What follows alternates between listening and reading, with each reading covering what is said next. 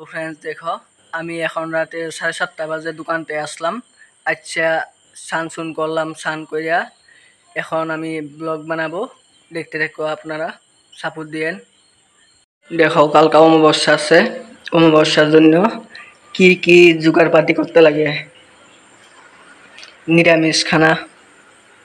আর এখানে আলু রাখা হয়েছে, দোকানের আলু আলু হোটেলের।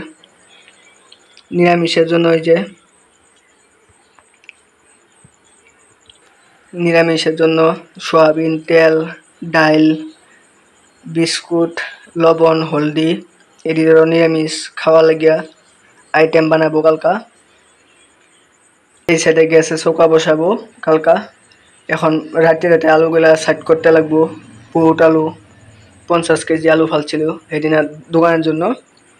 দেখো, রুমের অভাবের জন্য কি হয়েছে, এখানে আলনা, টাং, আর এই সাইডে চাউল আরো কাপড় লাইরে দিছে। আর এখানে হোটেলের জন্য আলু।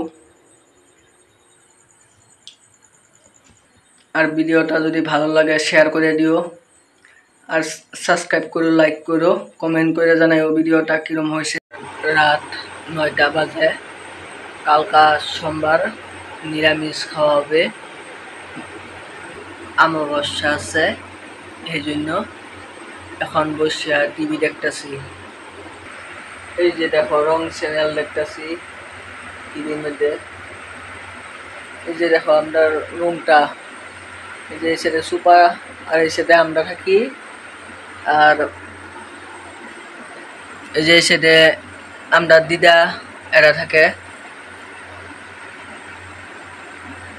আর একটা খিড়কি, আর খিড়কির ডিজাইনটা দেখো কি সুন্দর।